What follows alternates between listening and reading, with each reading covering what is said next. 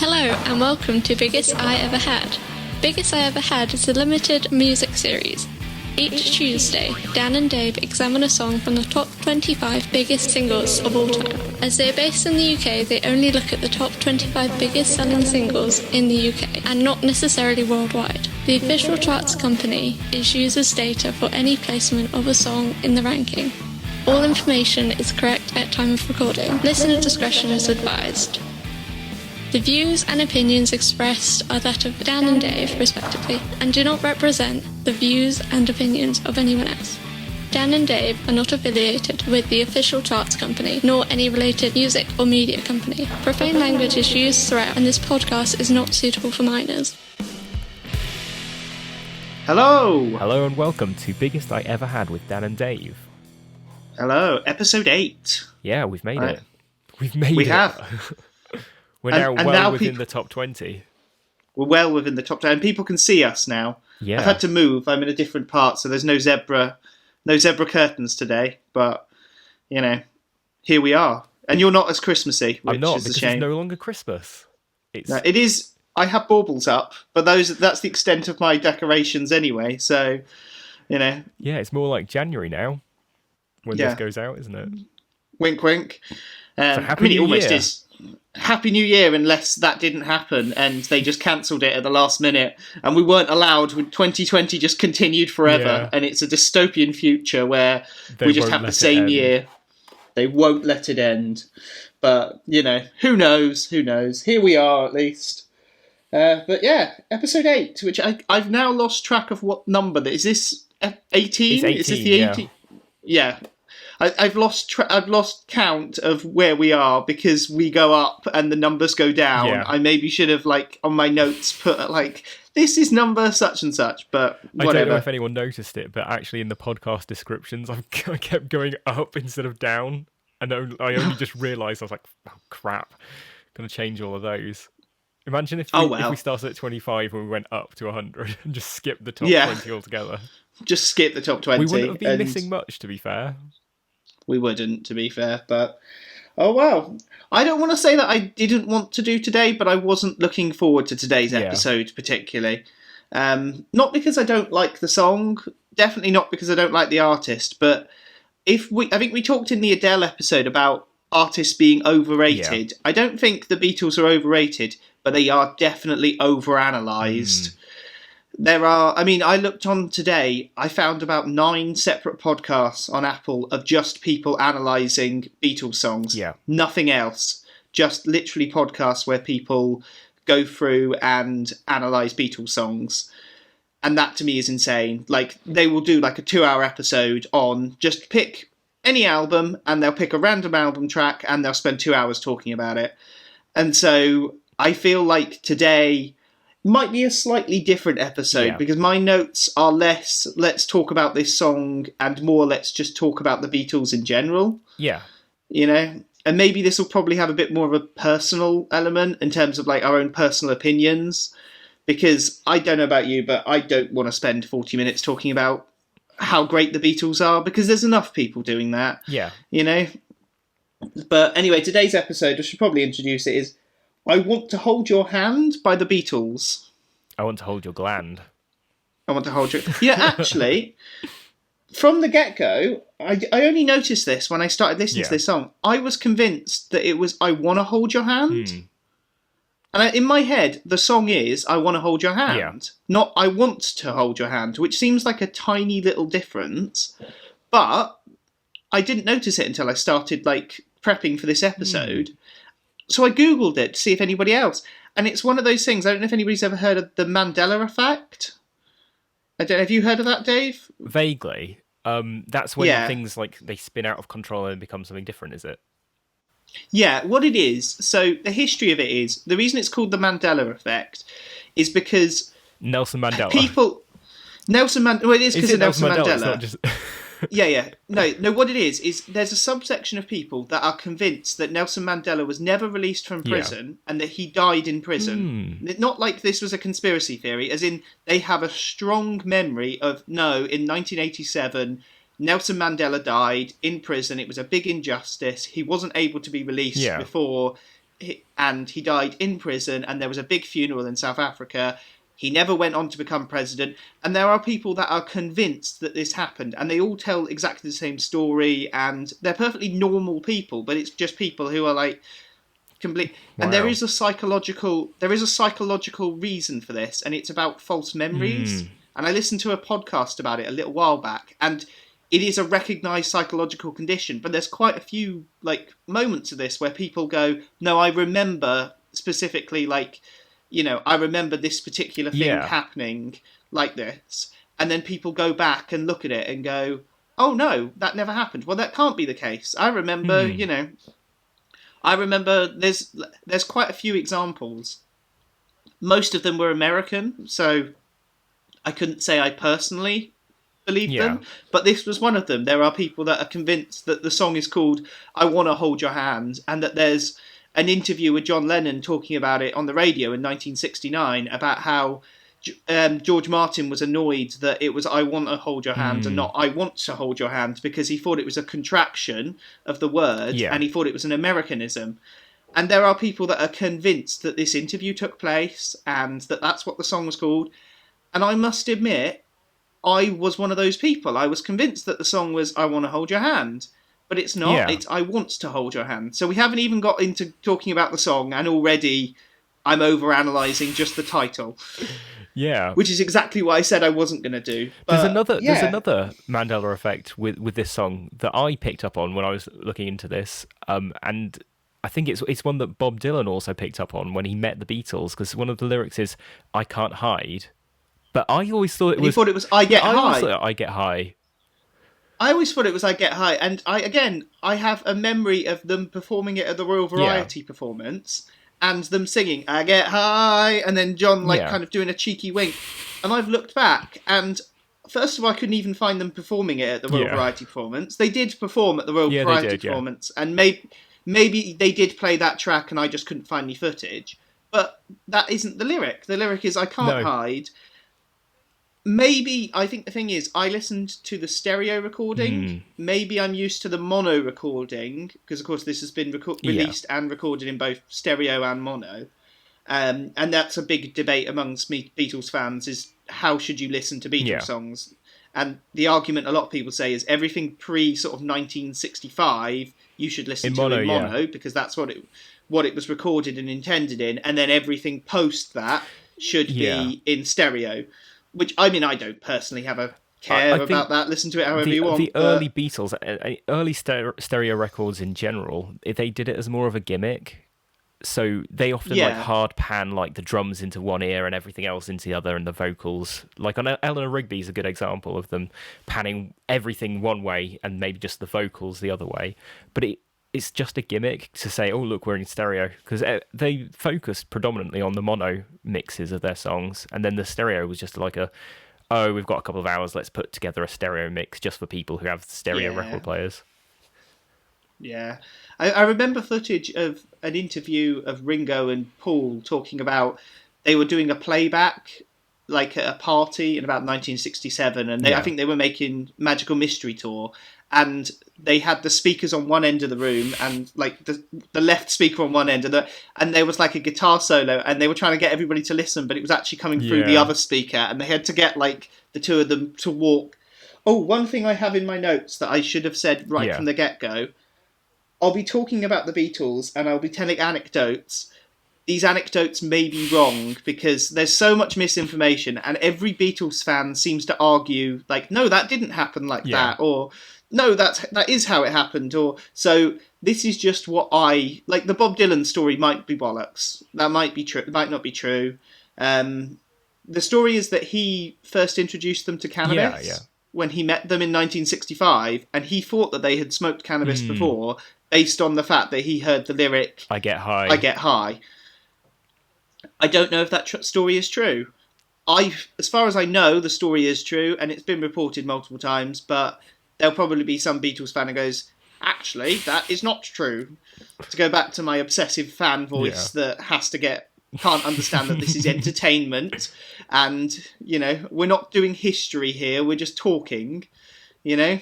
doing history. That was such a bad way of explaining that. You know, this isn't a historical deconstruction of the Beatles. It's, you know, talking about the songs. But yeah, I mean, I was quite shocked that, I mean, this is the first Beatles song we've come up to in this podcast, and I was shocked. It's one of two in the top 25, so we will be doing another Beatles episode. But I was shocked that it was this one, because I wouldn't have thought that this was... I mean, I guess it was a big hit, like all Beatles songs were, but I would, even if I asked the average person to name 5 Beatles songs, I don't think I Want to Hold Your Hand would have been the first thing I would have thought of, but I don't know. I mean, I guess it must have done, but yeah, I was surprised by that. What do you think? Like, why do you think this one is in the top? Because I always thought Hey Jude had sold more copies, but that's not in the top 25. So I think it's because it was really on in the mass popularity of the Beatles, and it was their next recording after, was it She Loves You, which was their massive smash hit. So back then, people used to pre-order records, so they'll have gone, well, I like the previous single, I'm going to order this. And obviously with the increased publicity, because they were trying to get like a deal to go release their records in America, that would have also had an impact. I think they got a far bigger marketing budget for this than they ever had before. Oh, okay. Yeah. I honestly didn't know. I was just, I mean, it's interesting to note that this is one of, like I said, one of 2 Beatles songs in the top 25. We've got one in several weeks because it's in the top 10. But this is both of those songs. They actually have German language versions. So, and I don't know if that maybe affected things. I don't know. It seems coincidental. But the 2 songs they recorded in German seem to be the 2 that are in the top 25. Yeah, well, maybe it's just because it was a popular song, so they were like, "Oh, quick, we've got to do it in a different language just so it's popular in the German-speaking world." I don't know whether the German market is that big for pop records. Must have been. Well, Bowie did Helden, didn't he? So that continued way up until like modern times. But yeah, no, I was surprised by that. That's all. I mean, it's not the first Beatles song I would have thought of. That's all. I mean, obviously, it's a hugely successful song, but it's a bit like saying, you know, Hamlet is an extremely successful Shakespeare play, but that is true. But I don't know if Hamlet is the first thing people would think of if you said name a Shakespeare play. I think there was an episode of Pointless on a few weeks ago, and I don't know if you're familiar with Pointless, but you've got to try and name something that is least likely to come up in a public poll. They asked like 100 people, name something to do with X, and then if you get one that no one's said, then you win. And the answer, the question was, name as many Beatles singles as you can. And I Want to Hold Your Hand, I can't remember the exact specific number, but it was really low. Not many people picked up on that song, because I guess it's so early. Yeah, well, I think that's the thing, is that it's not a very well-known song. It's that they had so many huge, incredibly successful songs that they completely outshadow this. I think if like I said, Hey Jude, Yesterday, Help, A Hard Day's Night, like all of if I was to think of, like, not even a music fan, just any random person, any age, you know, name me 3 Beatles songs, those are the sort of things I think people would come to mind with first of all. Or they try and be clever and pick, you know, the most obscure ones you've ever heard of. Number 9. But number nine. But yeah, I mean, one thing there's 3 things we normally always say, and I'm just going to gloss over them very quickly. We normally talk about the artist's background. I'm not going to talk about the background of the Beatles. They are not only probably the biggest successful band of all time, they're probably they are, in terms of sales figures, officially the biggest selling artists of all time. Some people claim Elvis, but I don't believe that Elvis Definitely sold not as many as the Beatles. Who still buys Beatles? Everyone still buys Beatles records. I think Abbey Road has been in like the top 100 for like the last 4 years, ever since they did a re-release. Nobody's still buying Elvis records, so I don't believe that Elvis... I mean, I'm not saying Elvis hasn't sold hundreds of millions of records, but I think quite comfortably the Beatles have the number 1 spot. Just the Americans like to be first at things, that's all it is, you know? So that's who the Beatles are. I'm not going to talk about who they are. Historical context is another one that, I mean, it was early Beatles, Mop Top, like, you know. Yeah, I think that the biggest thing about the historical context is comparing it to what else was popular at the time. because back in the early 60s, it was a lot of like jazz. It was a lot of jazz. Rock and roll had just kind of like happened. But when you listen to songs like "I Want to Hold Your Hand" in context, it's so different, and it's really clear and apparent why people, particularly young people, latched onto that sound, because it wasn't like a throwback to like the rock and roll or the jazz or the, like the vocal groups that the parents' generation listened to. It was literally like going from black and white to Technicolor.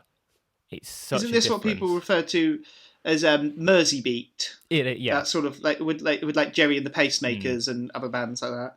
Saw Jerry and the Pacemakers. I think he's dead now, but I saw him like several years ago, and he was not good. To say he was past his prime, but he did do, because obviously he has Ferry Across the Mersey, but he changed the lyrics to "I'm Jerry from across the Mersey." Because obviously, I'm guessing he's been playing that song for 60 years at this point, and something's got to make it fresh. But yeah, anyway. The other question I always ask is, why do we think it sold so many copies? And I've just got on my notes in big block capitals, it's the Beatles. Like, it's the Beatles. Surprise, surprise. It's the follow-up to their like first major success. They were young, good-looking, had a massive marketing department behind them.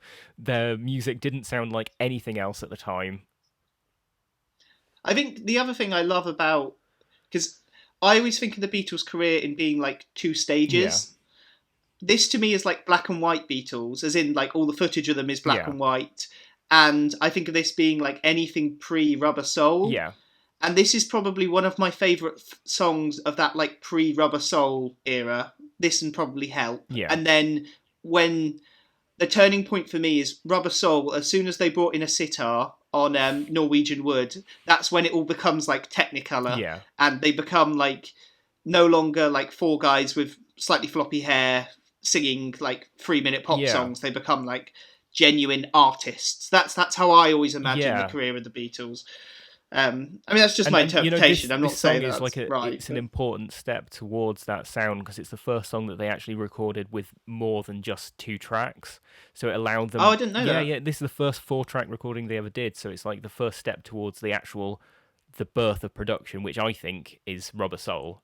I think there's no other record around that time where the producer has had so much impact on how the record sounds in terms of like the mix, the overdubs, and the overall like atmosphere created. But this is the first proper song where it was just more than a plain recording, them playing their instruments live, maybe a vocal overdub or 2. But this is the first one where they had 4 tracks to play with. I've got here then, because I don't like I said, we've glossed over those 2 things. We normally go into more depth with all of that, but because it's the Beatles and I don't want to bore people, because I mean, the Beatles, there's so much information out there. I've literally got a book upstairs which dedicates at least 3 pages to every single Beatles song. And not just that, like if we were doing some obscure Beatles song that the average person doesn't know anything about, like Revolution 9, for example, or like Dig a Pony or something, one of those like ones that people go, oh yeah, I kind of forgot about that song. Then maybe, but this being like an incredibly successful, well-known Beatles song, I thought what would be interesting said is, what is your favourite Beatles album? I want to ask, what's your favourite Beatles album? What do you think is the most overrated Beatles album? And what's the most underrated Beatles album? So, and there might be a bit of crossover between all 3 of those, but do you know what I mean? Yeah, so my favourite's probably Revolver. My favourite's Revolver as well. Yeah. What's your favourite track and least favourite track from Revolver? It's got to be the Ringo Starr one. What is it? Yellow Submarine. Yeah. That's my least favourite. Yeah. That's the one song that ruins that album. There's so many good ones. I think Tomorrow Never Knows. Yeah, Tomorrow Never Knows or Taxman would be the opener or the closer. The opener, although I love Here, There and Everywhere. Yeah. That's one of my favourite. Like, it's one of the few like out and out love songs that John Lennon ever wrote, because most of his love songs always have like a twinge of like cynicism or like a little bit of a joke at the end. But it's one of the few like just out and out love songs, and it was written about Cynthia, which seems weird that in hindsight that he was writing love songs about Cynthia. But yeah, that's probably my favourite. What do you think the most overrated? I don't think there's a bad Beatles album. I don't think there's such a thing as a bad one. But there's one in particular that I think is incredibly overrated. Is it the White Album? It's the same. Yeah, I think the White Album's. Yeah, that's my one. We're very similar in our tastes, particularly when it comes to the Beatles. Yeah, I think that's an overrated album. It's not bad, and I will concede the good stuff is some of the best stuff they ever did. There's a good single LP in there. Yeah, but it doesn't need to be a double album. But the good stuff is really good. I mean, Helter Skelter is like, it would be in my top 5 Beatles songs. I don't know, that changes on a daily basis, because I was going to ask you what your favourite Beatles song was, but I don't know if we can do that, because like I said, it changes depending on my mood. I think Come Together is my favourite Beatles song. Yeah, I wouldn't disagree with that. I think that the one that I always use as like a stock answer when someone asks me that is I usually respond with Revolution. Oh yeah, fantastic song. Which I love Revolution, but I don't. If somebody made a case for Come Together like being better, I wouldn't argue. But like, well, they're both great songs. You know, it's like saying which of your fingers do you like the best? You're like, well, you know, it depends what I'm doing with them. You know. Yeah, I like them all. I don't want to don't make me choose between my index finger and my thumb. I like them both. Can I? You know, they're both great. Yeah. But yeah, and then finally, what do you think the most underrated Beatles album? Because as I said, I don't think there's a bad one. Yeah. There's some that aren't as strong. I've never listened to Let It Be properly. I think I said this in the John Lennon episode. And I've never really been that bothered that I'm missing out much by having only heard. I've probably listened to the songs at some point, but every other Beatles album I've actively sat down and been like, right, I'm going to listen to this album, apart from Let It Be, which, you know, probably says something about it. It's hard to say something's underrated when it's by the Beatles, though, because they're all rated really highly. They're all rated really highly. The one that I think is underrated is Rubber Soul. Yeah. I think it gets overlooked. I mean, again, like you said, it's the Beatles, but it's. Whenever people do retrospectives, they always seem to go, oh, Revolver's the best, or Sgt. Pepper's the best, or Abbey Road is the best. But I think that there's just as many good songs on Rubber Soul as there is Abbey Road. Yeah. You know? And maybe because, again, I've talked about how sometimes stuff gets overplayed. I don't want to say that Abbey Road is overplayed, because it's not. But because I've heard those songs so much, it's kind of nice to listen to songs like I'm Looking Through You. That's one of my favourite Beatles songs. And that's, again, it's not one that I think people would immediately think of. I love Norwegian Wood. I think, there are some tracks on there that the public knowledge of the Beatles hasn't quite grasped onto. So there are, it's ripe for rediscovery if you haven't heard it in a while. Yeah, and this morning I looked through the Rolling Stone have just finished their top 500 albums, you know, that they do every year. I think the highest one for the Beatles was Sgt. Pepper's, but it was surprisingly high. It was 22 or something. They changed the order around arbitrarily every year, and it's not a good list. There's a lot of things on there that you go, no. Number 1 was Marvin Gaye's What's Going On, which isn't a bad album, but I wouldn't put it at number 1. But I guess any sort of ranking has personal taste, and you know, that's again why talking about favourite Beatles stuff is sometimes a bit strange, because I don't know about you, there's a few songs I have a personal connection to. So, like for example, I don't think many people would say I Want to Hold Your Hand is their favourite Beatles song. No. Unless there was a reason for it. If someone said to me, oh, it's my favourite Beatles song because I watched my granddad and my grandma dance to it at their 50th wedding anniversary, I wouldn't argue with that and go, that's not allowed. You can't have that as your favourite. But I would understand. I would be surprised if someone just outright said, you know, my favourite Beatles song is I Want to Hold Your Hand. I'd be like, oh, okay. I mean, you know, it's not bad, but they got better. They did, That was the thing with the Beatles. You know, I mean, I'm not saying they I'm glad they ended with Abbey Road, because I think that was a great album for them to go out on. I think if they'd gone out on Let It Be, people would have maybe said that they fell off a bit. But because they then came back and did Abbey Road, But yeah. But anyway, is it okay if we just pause for 1 second whilst I restart my recording? Time for a word from our sponsors. If we get any. But this is where it will go if we do. And we're back. Or if we disappeared. I don't even know if we disappeared. No. We don't know if we have sponsors yet. We're allowed to get them. So let me know if we do have sponsors, because that'd be excellent. Yeah, because we won't know. We'll just tell them that's where we would like it to go if we're important enough yet. But, we didn't stop so that we can get sponsors. We stopped because my recording only lets me have like half an hour. So it was easier to be like, well, you know what? I will. We'll stop for adverts just in case we get them. But yeah, so we were talking about Beatles albums though. I was going to sort of then do mine, but mine are pretty much exactly the same as yours. So I'm not really going to change how I feel about that. I do think Sgt. Pepper's a bit overrated. I'll just throw that out there. Yeah. I don't know. I think my problem with it being overrated is that it's always put out by a lot of people as the best Beatles album. And therefore, by extension, a lot of lists, like I just talked about the Rolling Stone one, for quite a few years, Sgt. Pepper's was always number one. So when somebody puts something out there as, this is the best album of all time, your immediate gut reaction is, well, I don't know if I'd go that far. Because I don't know if you can use I don't like people saying the word best. Yeah. Because best it's subjective. What I think is the best, which is why I'd rather ask, what is your favourite? Or what do you... I think you can do worst, almost, but you can't do best, because there's such high... Like, what you consider the best is usually very, very different from what somebody else would consider. I think what annoys me about Sgt. Pepper is that it's always, like, regarded as, like, a really good concept album, but it loses its concept, like, very, very early on. Halfway through, yeah. And it doesn't really... Yeah, it's like the first couple tracks, and then the last couple of tracks. And then... But even the last couple of tracks, they have the reprise, which is, okay, cool. And then it goes into A Day in the Life, which has nothing to do with, anything. I mean, and I love A Day in the Life. I'm not slagging off the song. But, like you said, you can't sort of suddenly go, oh, well, we're having this, like, strange concept album when it isn't. Just because we dressed up. I have the same criticism of Ziggy Stardust. That's not a proper concept album. There's very few proper concept albums that follow it through. Berlin by Lou Reed.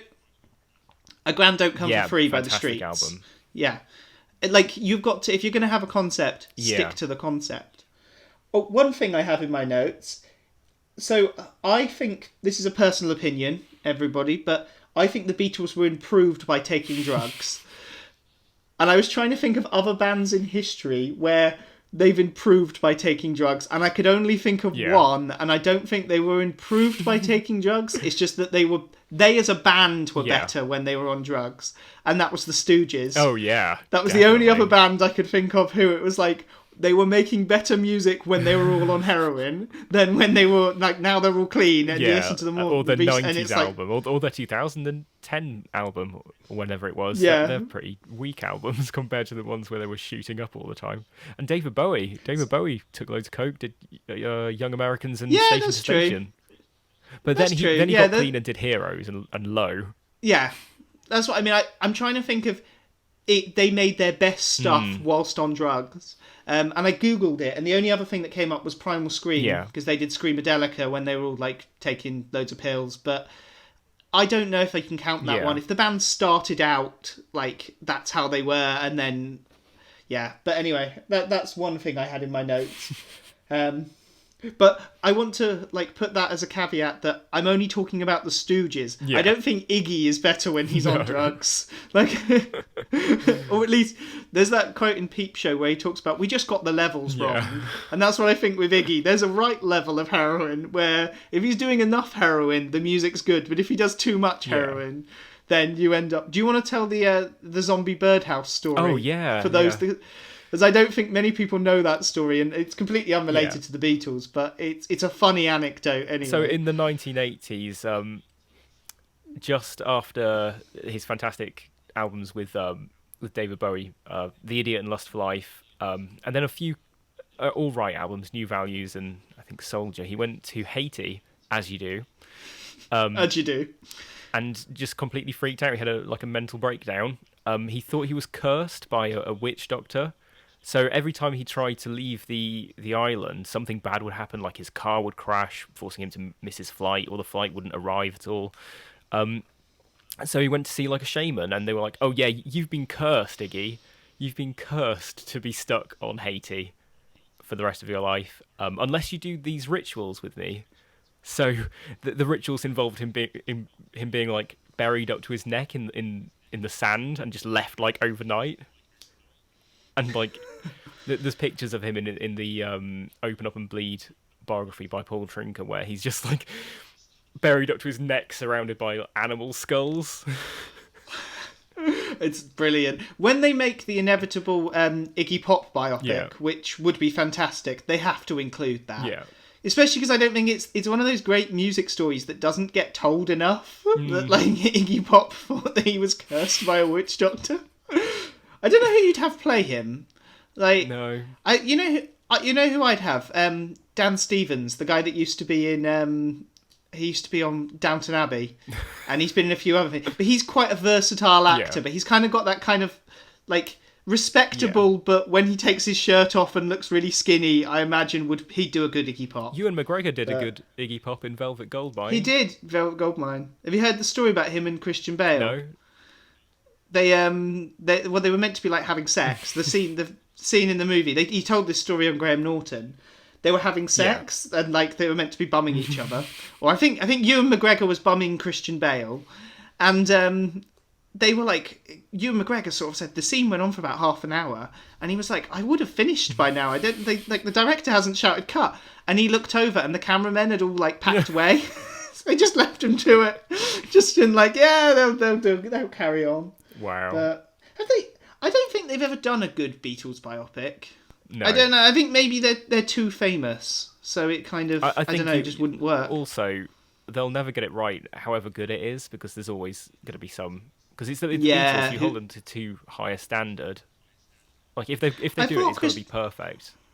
Yeah, I thought Christopher Eccleston. Did you see him? I think he did Lennon Naked. He did like a BBC Four drama where he played John Lennon, and he was quite good. It wasn't fantastic, but it was reasonably good. But yeah, no, I don't think they've tried a few times making like Beatles jukebox musicals. Yeah.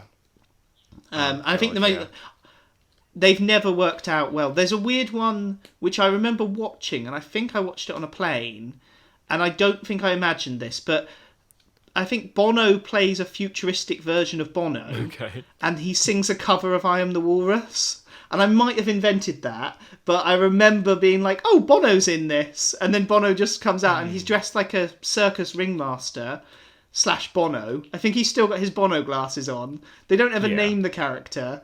And he does a cover of I Am the Walrus. But I might have imagined this. So if someone goes and Googles it and then it turns out, no, Dan, you were probably just jet-lagged and it wasn't Bono or the film doesn't exist. It's a Mandela effect. I remember watching one where there was a character called Prudence, and for some reason she was upset, so she locks herself in the bathroom crying, and then they just like creep up to the door and start going, Dear Prudence, it would be. The thing is as well, I think with jukebox musical, like Mamma Mia works for me because ABBA's music is quite campy. Because a jukebox musical is campy, and it's the same that's for the same reason Rocket Man worked for me, was that Elton John is a ridiculous human being who makes ridiculous music. So, like a campy sort of over the top, how many Elton John songs can we force into a narrative? That works. It did work. But I can't imagine that it would work with Beatles songs and their songs are so famous that, you know. What was the recent one they did where the Beatles didn't exist? So some guy has... Oh, Yesterday. Yeah, I haven't seen that. No, it's not worthwhile. It was all right. I know Ed Sheeran's in it, and he plays Ed Sheeran. Yeah, he does. Which is a bit odd. Like, in this world, the Beatles don't exist, but somehow Ed Sheeran has still been able to have a career. Like, that's one thing. The Beatles are always put... I wouldn't say they're the best band of all time, because I don't know who I would call the best band of all time. But I would say they're probably the most influential band of all time. And again, people always argue about that, because people go, oh no, like, you know, Miles Davis was in the 1930s. If it wasn't for him, you wouldn't have had any rock and roll. Yeah, but let's be realistic. You know, how many bands actually say Miles Davis is a huge influence? But... So, like, I could say a good 50% of bands have been influenced either directly or indirectly by the Beatles. Because even if they don't come out and say, I'm influenced by the Beatles, ask them who they are influenced by, and more than likely they will have been influenced by the Beatles directly. And it's become like kind of cool to be cynical and act like the Beatles are rubbish, but I just think that that's just a weird... Like, you don't have to think they're fantastic, you don't have to think they're the greatest band of all time, but you have to at least acknowledge that no one has ever been as successful as them, and probably never will, which, you know, I don't know, I don't want to say never, we might have a... But even if another band came along, they would still be compared to being the next Beatles. And I think that was part of what was part of Oasis's downfall, was that they were referred to as being like the second coming of the Beatles, and I don't think Noel Gallagher could take that pressure that suddenly, instead of just writing songs, he's writing songs as if he's the next, you know, Paul McCartney, and being compared to them. But yeah, you know, they weren't... I read a thing, because I was looking up about... I was going to try and find how many lists named the Beatles as the most influential band, and it was pretty much all of them. But I did find one from NME in 2008, who put them at number 2. Who do you think the NME in 2008 said were the most influential band, more influential than the Beatles? Bearing in mind this is NME, and think of the sort of readers that NME have. Oh, God. It'll be someone that they can interview. Get in for an exclusive. Kind of.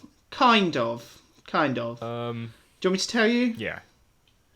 It was the Smiths. Oh, which, right. I mean, I love the Smiths, but they're not more influential than the Beatles. No. You know, and I love the Smiths. And I would say I prefer the Smiths to the Beatles, personal preference. But that doesn't mean that the Smiths are, quote-unquote, a better or more influential band than the Beatles, because they're not. They're not. But, you can say that Morrissey's a better lyricist than McCartney, which I think is a perfectly valid and probably accurate I think that's opinion. But, like, he's nowhere near as influential. And no matter how much John Lennon tried to be a bad human being, he wasn't anywhere near as bad of a human being as Morrissey is. We were saying he was, like, John Lennon would be a Trump supporter, but Morrissey's, like, a UKIP supporter. He's not. No, he's not. He doesn't like UKIP anymore. Really? Because they've gone too left wing. He now supports Britain First. Wow. Which is like for the UKIP supporters who are too radical for UKIP. So, and he doesn't even live in this country. It's bizarre. It's like, I don't get it. One thing I kind of want to end on before we get to the final part of the show. I noticed we're kind of doing 4 episodes on the Beatles. Okay. 2 directly about the Beatles. We've already done the John Lennon Imagine episode. We've got another Beatles episode coming up, and then there is a solo Paul McCartney episode. So we talked a lot in the John Lennon episode, unsurprisingly, about John Lennon. And what we thought of John Lennon. I thought it would be good to therefore divide the 2 Beatles episodes by focusing on a different one, a different member. So I thought this week it would be good to... What's your opinion of George Harrison? So as a person, as a musician... Yeah, he seems to be the most likeable Beatle. He's the one I'd most like to go out for a beer with. You know, he seems like the quiet one that we'd sit there and we'd have a couple pints and he'd tell me about how great India is, and we'd just chill out. And he seemed to write a lot of the more experimental tracks as well, particularly with the Indian instruments. Yeah, I liked George Harrison. The one thing I would say about George Harrison, because I kind of... that's him in the Beatles. Yeah. His post-Beatles career is kind of the most disappointing for me, because I think he made such a big thing of like trying to stand out as a songwriter when he was in a band with Lennon and McCartney, which must have been awful because, you know, you turn up to the studio having written Taxman and John Lennon turns up the same day having written like Tomorrow Never Knows and like Paul's just written Yesterday. I can imagine that would be like in any other band you would be lauded as the greatest songwriter of like your generation, but because you're in the Beatles you're by de facto the third best songwriter. So I was always disappointed that when you look into his like solo career it wasn't better.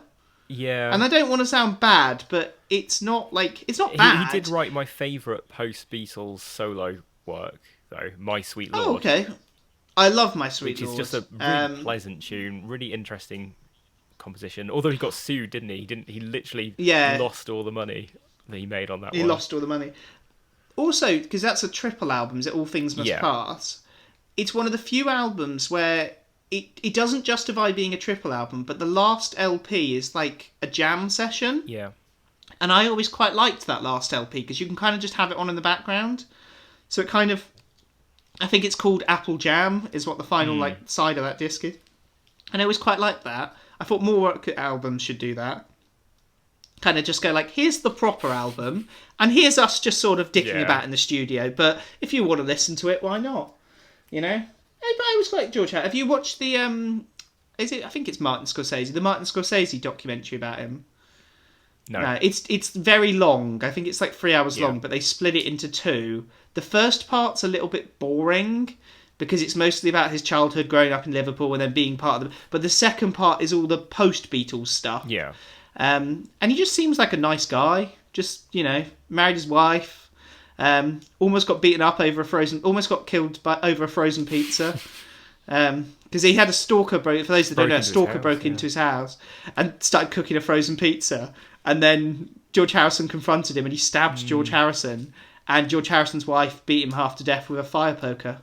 That's his second wife. His first wife left him for Eric Clapton, which is quite funny. Right? What's your favourite George Harrison Beatles song? Probably Taxman. Yeah.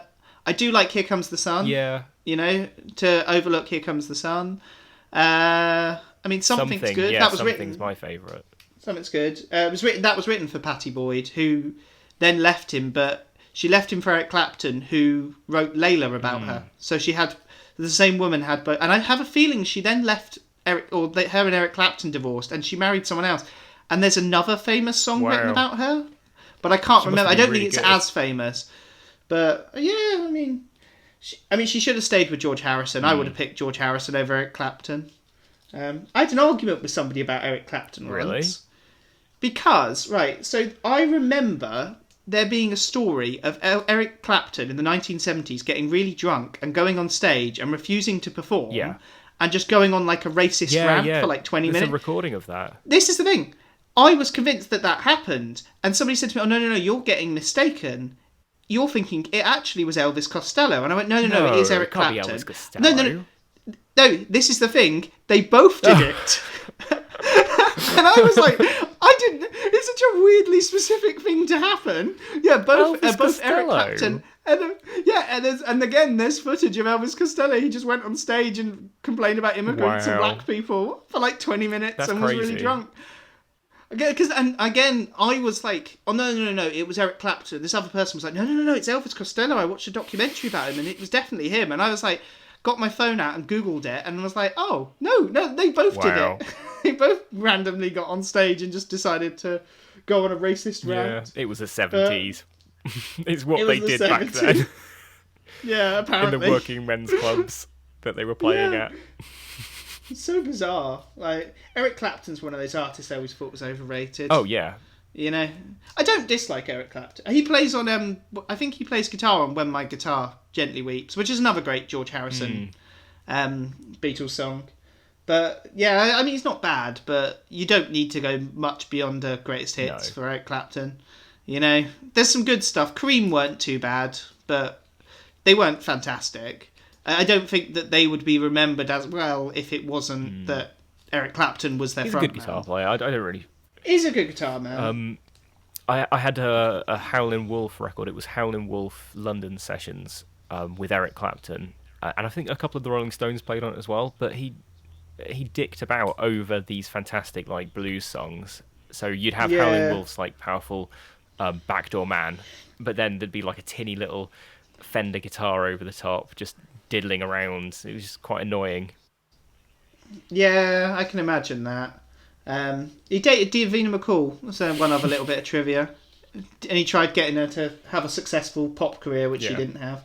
But I think she talks quite highly of him. But, There's a great quote where he talks about he was an alcoholic, and he was so much of an alcoholic he considered killing himself, but the one thing that kept him from suicide was that if he was dead, he couldn't carry on drinking. I love that quote. That's amazing. I don't know if it's true. It's probably one of those quotes that's attributed to him, but he never really said it. But yeah, I don't think there's anything else really to say about this one. Shall we go to the final part of the show? Yeah, and that's Tenuous Kanye. Tenuous Kanye. See, what I'm gonna say today, I'm using up all of my really easy Tenuous Kanye to make later episodes more difficult for myself. And I'm not quite sure why I'm doing that, but it's fine. So the first one is, unsurprisingly, George Harrison and John Lennon died before Paul McCartney had a successful career. Kanye West. As far as I can... Kanye West, yeah. So they, unsurprisingly, have never said anything about Kanye West. But Paul McCartney has worked with him. They've done a few songs together. A bit of a weird... Paul McCartney, there's a clip on the BBC, actually, an interview where he talks about working with Kanye, and he basically says that it was less like that they were writing a song and more they just kind of sat down and chatted, which he says is how he used to make music with John Lennon. Wow. That's a good compliment. So he does sort of makes a comment that making music with Kanye was one of the few people who, in his career, reminded him of making music with John Lennon, because they didn't sit down and write a song, they just kind of dicked about and talked for a few hours, and then a couple of days later he'd get not a couple of days, I think it was a few weeks later, he'd get an email with, hey look, I've recorded some new songs. I found a very quick interview with Ringo Starr where he basically just said that yeah, he's a great guy, groovy. He always seems to put up the peace sign, Ringo, so that's my impression. Now Ringo Starr. That's my Ringo. That sounded like Jimmy Savile. Everything sounds like Jimmy Savile. I can't do. And then the only other bit of it is, so there was a Rolling Stone interview in 2008, I believe, where they referred to Kanye West as being, quote unquote, a black Beatle. Yeah. I.e., he's the fifth Beatle because he's so talented and he's so fantastic and he uses all these different genres of music. Kanye, being Kanye, took it as an insult and decided that it was a weird, racist slant against him. I don't quite know how or why he came to that conclusion. And he references it in the song Gorgeous off his album My Beautiful Dark Twisted Fantasy, where he says, "What's a black Beatle anyway? A fucking roach?" And I apologise for the swearing from my granny. I almost made it a whole episode. Nearly did, but that's the lyric I'm quoting. So I don't think he seems to like being called a black Beatle. Or he doesn't seem to get it. He doesn't seem to get it. Most Beatles are black, though, aren't they? I'm sure you get white Beatles, but most Beatles are black. I don't know. But yeah, so I've used up all of my Beatles-related Tenuous Kanye, and we have 2 more episodes. So I'm going to really be going very tenuous in the future. But yeah, I think that's this episode done. Yeah, that sums it up nicely. I think... Next time we've got to have a guest, because I don't want to do another Beatles one where I've said everything I want to say about the Beatles now. Do we have a guest lined up? Hopefully, yes. Yeah. And there's 2 people, and I shouldn't tell them there's 2 people, but I've spoken to 2 people who are happy to be guest, possibly 3. There's another one that might be willing to do it. So yeah, I just have to work out the logistics of it. But yeah. Anyway, like and subscribe and share and follow and all of that. Yeah, we're on. If you're listening to us on one of the podcast streaming services, we're actually on YouTube at Biggest Podcast, so you can actually see us. Not that we're anything great to look at, but speak for yourself. I've now got a bit of a delay, so I'm going to stop before this crashes. But anyway, see you next week. See you next week.